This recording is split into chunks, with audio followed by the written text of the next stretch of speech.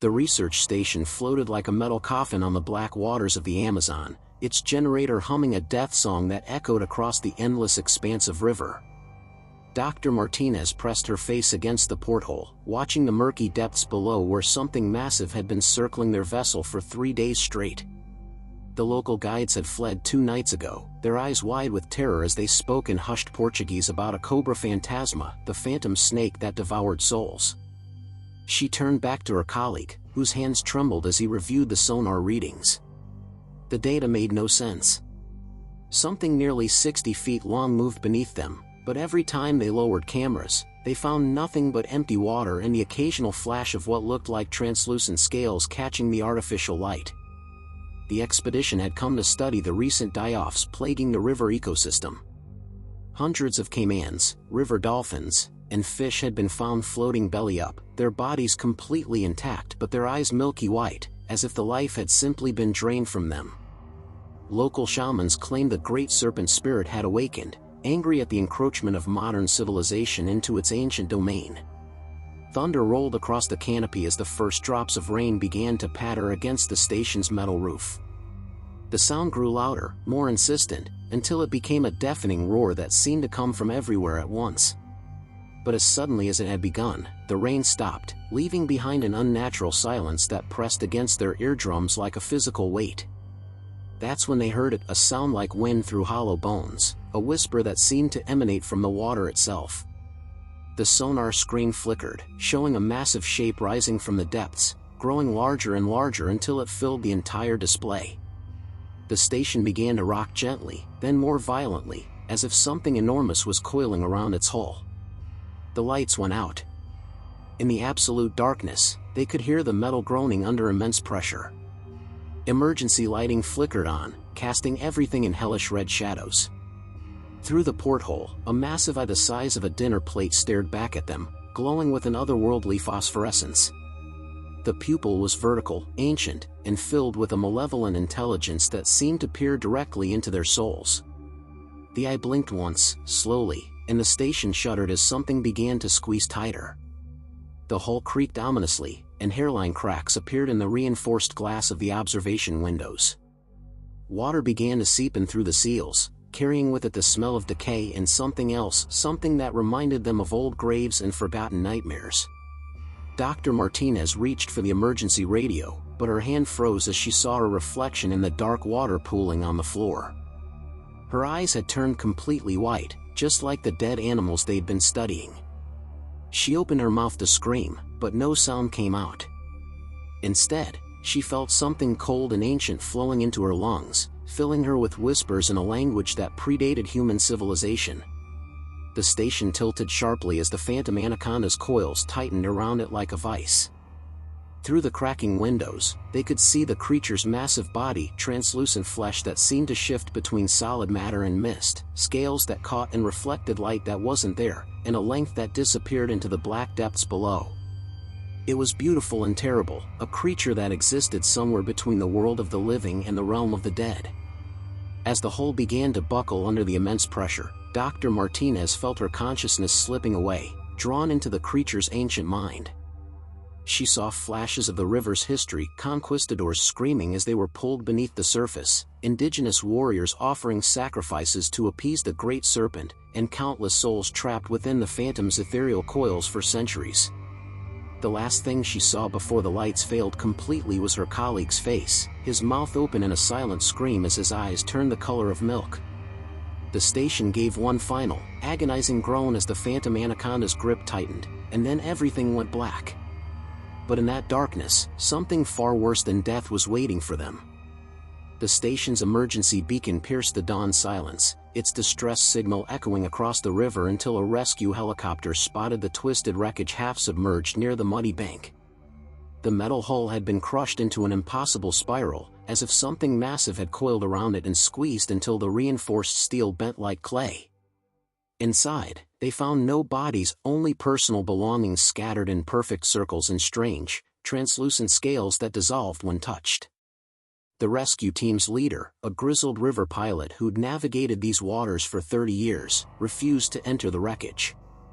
He'd seen the phantoms work before, he whispered to his crew, though never on this scale. The locals called it Yakamama, the Water Mother, an ancient spirit that had guarded the river since before the first humans walked its banks. But this was different. This was angry. 3 days later, the military arrived with a full investigation team. They set up a temporary base camp on the riverbank, their modern equipment humming with electronic confidence. Sonar sweeps revealed nothing unusual in the depths, and water samples showed only trace amounts of an unidentifiable organic compound that seemed to shift its molecular structure every time they analyzed it. The lead investigator dismissed the local warnings as superstition, but his confidence began to waver when the night watch reported seeing lights moving beneath the water, not the harsh glare of artificial illumination, but a soft, phosphorescent glow that pulsed like a massive heartbeat. The lights would appear just after midnight, circling the camp in ever-tightening spirals before vanishing with the first hint of dawn. On the fourth night, the attacks began. The first soldier to disappear was on perimeter patrol when his radio crackled with static, then went silent. They found his rifle floating in the shallows, the metal corroded as if it had been submerged for decades. His boots stood empty on the muddy bank, still laced, with no footprints leading away. Inside each boot, they discovered a single translucent scale that seemed to whisper when the wind passed through it. The second disappearance happened in full view of the camp. A technician was collecting water samples when something erupted from the river's surface, not the phantom Anaconda itself, but a manifestation of its presence, a writhing column of mist and memory that wrapped around the man like liquid smoke. His screams echoed across the water as he was pulled beneath, but when they dove to retrieve his body, they found only empty water and the lingering taste of copper in their mouths. By the fifth night, half the team had fled, abandoning their equipment and their mission. Those who remained huddled around their generators, the artificial light their only protection against the growing darkness that seemed to seep from the river itself. The phantom's presence was growing stronger, more tangible, as if their fear was feeding it, giving it substance in the physical world. The investigator's journal, found weeks later, described the final night in increasingly erratic handwriting. He wrote of whispers that came from inside his own mind, of visions of the river's ancient past when massive serpents ruled the waterways like gods. He described seeing the phantom Anaconda in its full glory, a creature of impossible size that existed in multiple dimensions simultaneously, its body stretching through time as well as space. The last entry was written in a different hand entirely, though no one else remained in the camp. The words were in an ancient dialect that predated known indigenous languages, but when translated, they spoke of awakening, of hunger that had slept for centuries, and of a reckoning that would cleanse the river of all who had defiled its sacred waters. When the military's backup team arrived, they found the camp completely intact but utterly empty. Meals sat half-eaten on tables, equipment hummed with power, and personal belongings remained undisturbed. But every single person had vanished without a trace, leaving behind only their shadows burned into the walls like atomic echoes. The river had claimed them all, but something far more sinister was happening beneath its dark surface. The phantom Anaconda wasn't just hunting, it was gathering. Each soul it consumed added to its power, its ability to manifest in the physical world. And with each disappearance, the boundary between the spirit realm and reality grew thinner. Local shamans began reporting disturbing visions, the great serpent rising from the depths, its ghostly coils stretching for miles along the river, its ancient eyes burning with the accumulated rage of centuries. They spoke of a prophecy, written in the stars and whispered by the wind, that told of the phantom's return to reclaim its domain. But the most terrifying revelation came from the sole survivor of a fishing village found abandoned upstream. Before he died from exposure, he managed to gasp out a warning that chilled the blood of all who heard it: the phantom Anaconda was no longer confined to the river. It had learned to travel through any body of water, following the tributaries and streams that connected to the Amazon's vast network. It was spreading, and nowhere was safe. The phantom's influence spread like poison through the Amazon's vast network of waterways, following every tributary, every stream, every connection that linked the great river to the outside world. Within weeks, reports flooded in from across South America, fishing boats found empty and drifting, their crews vanished without explanation. Coastal towns reported sightings of massive shapes moving beneath the waves, and swimmers who entered the water emerged with their memories wiped clean and their eyes turned milky white. The Brazilian government imposed a quarantine zone around the entire Amazon basin, but it was already too late. The phantom anaconda had evolved beyond its original form, its consciousness fragmenting and spreading through the water itself. Each tributary became an extension of its body, each drop of river water a potential gateway for its manifestation. Scientists monitoring the situation discovered that the creature's essence was somehow bonding with the water molecules themselves, creating a vast neural network that spanned thousands of miles. In the depths of the Amazon, where the original phantom still dwelt, something unprecedented was happening. The accumulated souls of its victims were not simply being consumed, they were being transformed, becoming part of a collective consciousness that grew more powerful with each passing day. The research station's survivors, the military investigators, the fishing crews, all of them existed now as ghostly echoes within the creature's ethereal form, their knowledge and memories absorbed into its ancient intelligence. Dr. Martinez's consciousness floated in the phantom's psychic embrace, her scientific mind still functioning even as her soul was slowly digested. Through the creature's senses, she could perceive the true scope of its plan. The phantom anaconda was not merely a predator, it was a guardian spirit that had watched over the Amazon for millennia, and humanity's encroachment had finally pushed it beyond the breaking point. Every dam, every mining operation, every drop of pollution had been an insult to its sacred domain. Now it sought not just revenge, but restoration.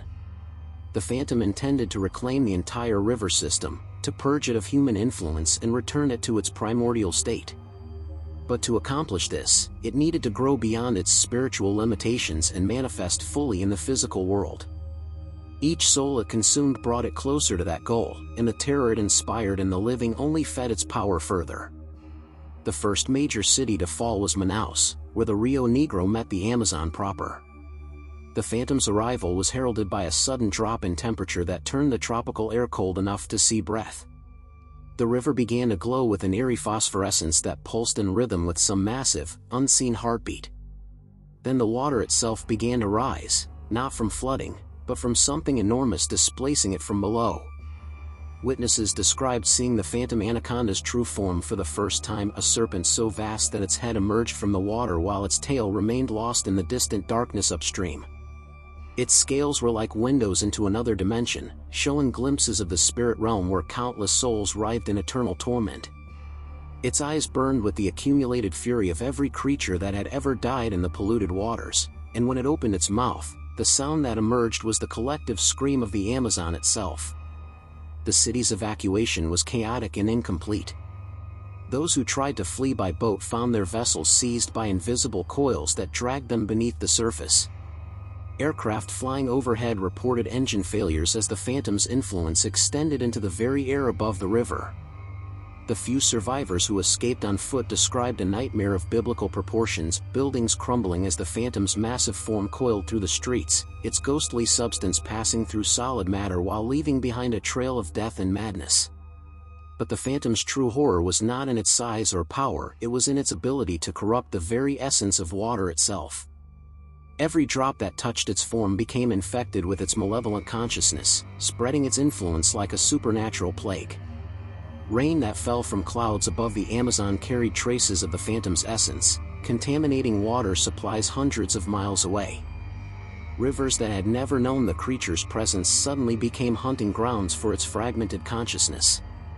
The international response was swift but futile. Military forces surrounded the quarantine zone, but their weapons were useless against a creature that existed partially outside physical reality.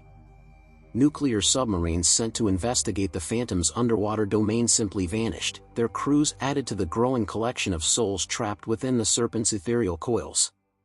Scientists working frantically to understand the phenomenon discovered that the phantom anaconda was somehow reversing the natural order of existence.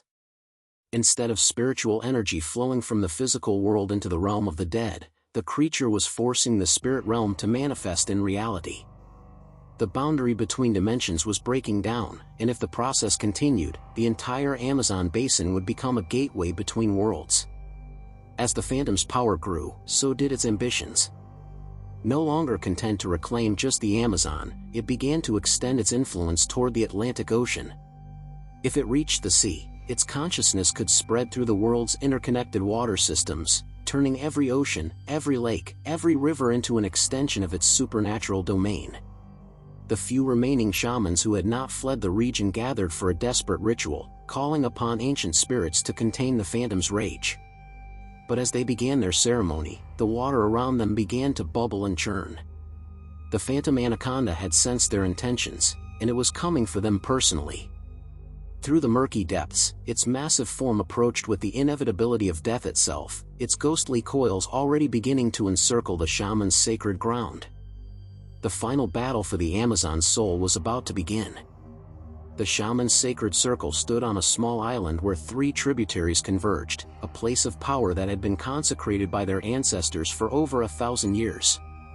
As the phantom Anaconda's massive form approached through the churning waters, the eldest shaman raised his staff toward the storm-darkened sky and began the ancient chant that had once bound the great serpent to the spirit realm. But the creature that emerged from the depths was no longer the guardian spirit of old. It had become something far more terrible, bloated with stolen souls and twisted by centuries of accumulated rage. The phantom's head rose from the water like a living mountain, its eyes now burning with the light of 1,000 consumed spirits. Dr. Martinez's consciousness, still trapped within the creature's psychic embrace, watched in horror as she recognized the faces of every victim swirling within those terrible orbs. The phantom had become a living repository of death, a supernatural cancer that fed on fear and grew stronger with each soul it devoured. The shaman's chanting reached a crescendo as they called upon the river's original spirits, the jaguar, the dolphin, the caiman, to rise and defend their domain. For a moment, ghostly forms materialized in the water around the island, ancient guardians awakening to face the corrupted serpent. But the phantom Anaconda had grown beyond their power to contain. With a sound like reality tearing, it opened its massive jaws and inhaled, drawing the guardian spirits into itself and adding their essence to its ever-growing collection. The eldest shaman's eyes widened in despair as he realized the truth. The phantom was no longer just consuming souls, it was consuming the very concept of death itself. Every spirit it absorbed made it more real, more present in the physical world. The boundary between life and death was collapsing, and if the creature succeeded in its transformation, it would become an unstoppable force of supernatural destruction. As the phantom's coils began to encircle the island, the water itself started to change. It became thick and viscous, like liquid mercury, and began to glow with an inner light that hurt to look at directly. The shamans found themselves sinking into what had once been solid ground as reality warped around the creature's presence. The phantom Anaconda was not just manifesting in the physical world, it was rewriting the laws of nature itself. Dr. Martinez felt her consciousness being pulled deeper into the creature's collective mind, where she discovered something that filled her with both terror and desperate hope. The phantom's power came from its ability to bind souls to itself, but that same binding created a weakness. Every consciousness it had absorbed remained distinct within its psychic matrix, and if they could somehow coordinate their efforts, they might be able to turn the creature's own power against it. Fighting against the phantom's mental dominance, she began to reach out to the other trapped souls, the research team, the military investigators, the countless victims who had been consumed over the centuries. One by one, they began to respond, their individual consciousnesses linking together in a network of shared purpose. They were still trapped within the phantom's form, but they were no longer helpless. The shaman's ritual reached its climax as the eldest priest spoke the final words of binding, but instead of containing the phantom, the spell seemed to have the opposite effect. The creature's form began to solidify, its ghostly flesh becoming more substantial with each passing second. It was working. The phantom Anaconda was finally manifesting fully in the physical world, but in doing so, it was also making itself vulnerable to physical destruction. The trapped souls within the creature's consciousness seized their moment. Led by Dr. Martinez's scientific mind and guided by the shaman's spiritual knowledge, they began to systematically disrupt the phantom's internal structure. Like antibodies attacking a virus, they turned the creature's own absorbed power against its core consciousness, creating cascading failures throughout its supernatural nervous system. The phantom anaconda's roar of rage and pain shattered windows in cities hundreds of miles away as it felt its carefully constructed form beginning to unravel. Its massive coils thrashed wildly, creating tsunamis that swept across the river basin, but the damage was already done. The rebellion within its own consciousness was spreading like wildfire, and for the first time in centuries, the ancient serpent knew fear. But the phantom's death throes were as terrible as its life had been. As its form began to dissolve, all the souls it had consumed over the millennia were suddenly released at once, creating a supernatural explosion that tore holes in reality itself. The Amazon basin became a battlefield between dimensions as the spirit realm and physical world collided with catastrophic force. The shaman's island was ground zero for the dimensional collapse. The eldest priest, his body already failing from the strain of the ritual, made one final sacrifice.